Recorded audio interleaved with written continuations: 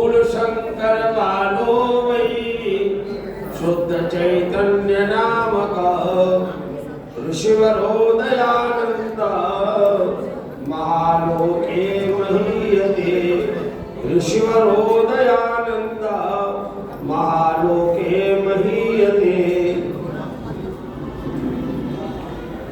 आज की सभा के अध्यक्ष माननीय सरदारा जी, दिल्ली पुलिस सभा में हमारे आदरणीय मुकेश जी, ओम प्रकाश जी और पुरोहित सभा सार्वजनिक सभा के माननीय अध्यक्ष हम सब ब्रह्मपाल शास्त्री जी, हमारे कुटलेटा के श्लोक स्नातक मेरे प्रिय भाई उमनाथ टिमली जी और हमारे समस्त आचार्यगण धर्माचार्यगण, दिल्ली की भिन्न भिन्न आर्य समाजों का माननीय प्रधान जी, मंत्री जी, पूजा मातृशक्ति सज्जनों, संकेत मात्र में कहने का समय है।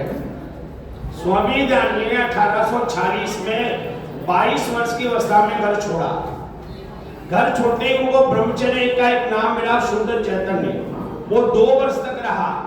1848 में स्वामी दयानंद ने बड़ौदा में चाणूक जगह है, वहां शंकराचार्य मत के एक सन्यासी पूर्णानंद सरस्वती जो महाराष्ट्र के रहने वाले थे, सन्यास की दीक्षा ली, नाम दयानंद सरस्वती मिला।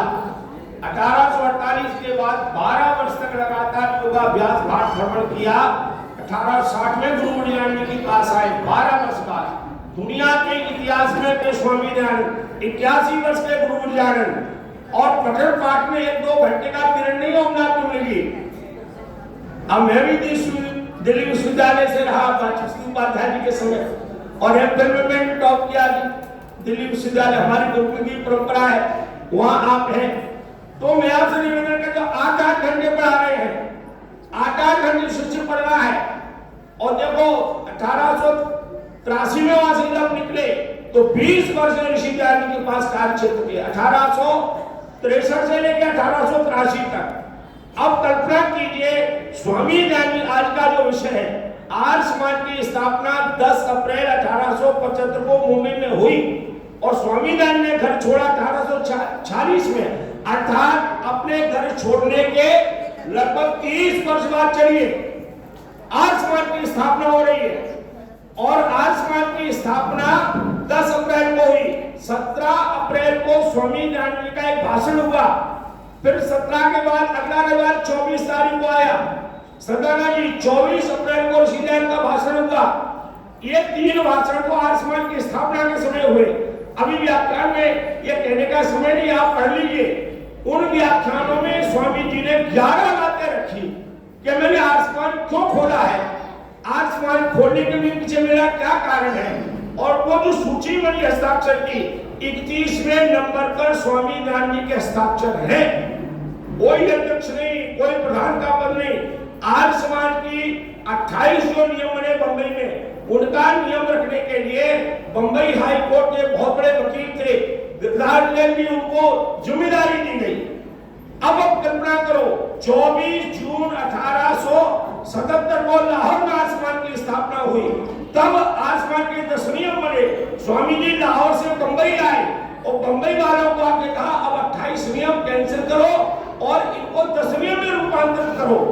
स्वामी दयानंद ने झेलम नदी के किनारे कितनी आर्य समाज की स्थापना की, गंगा नदी के किनारे कितनी स्थापना की, यमुना नदी के किनारे कितनी, सरयू नदी के किनारे कहां कहां समाज बनाए, नर्मदा नदी के किनारे कितने आर्य समाज बनाए। मैंने ऐसा वर्गीकरण ऋषि दयानंद के जीवन चरित्र से किया है। मेरी अपनी लाइब्रेरी में भाई जी तो आए, महाराज सत्य जी बैठे, सत्य जी आए मेरे घर, 2-3 लाख से ज्यादा की पुस्तकें मेरे पास है। मैंने पिछले 35 वर्ष में दिल्ली में अध्यापन कर जितनी मुझे दक्षिणा मिली सारी दक्षिणा मैंने पुस्तकों में लगा दी और बहुत बड़ी लाइब्रेरी कर दी और 30 से अधिक ऋषि दयानंद के जीवन चरित्र है। सज्जनों, एक बात और कह दूं आदरणीय ब्रह्मपाल जी, स्वामी दयानंद जी का बंबई में अंतिम आगमन 1882 में हुआ। 83 में स्वामी चले गए। बंबई में जब 1882 में आए भाई मुकेश जी, उस प्रसंग को पढ़िए। मैंने सरदार जी से करीब 2-3 दिन पहले जीवन चरित्र लिया, डॉक्टर भवानीलाल भारती जी का, नवजागरण के क्रोधा।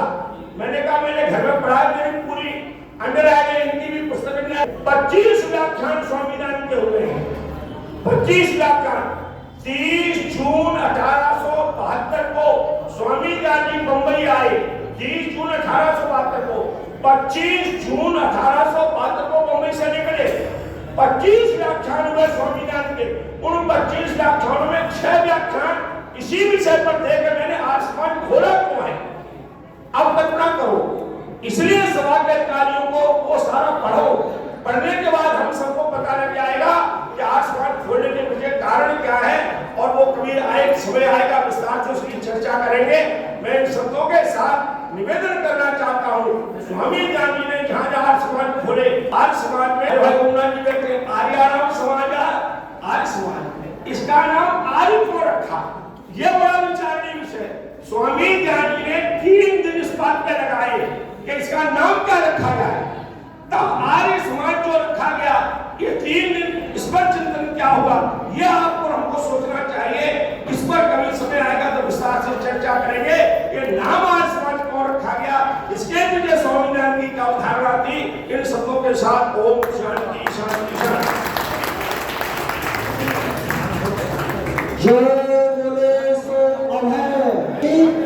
महर्षि दयानंद सरस्वती जी की, महर्षि दयानंद सरस्वती जी की। बंधुओं, मातृशक्ति, जैसा कि आज का जो हमारा कार्य है, ये आर्य सभा दिल्ली प्रदेश की ओर से है, और इसका मुख्य जो विषय है वो है आर्य समाज की स्थापना दिवस।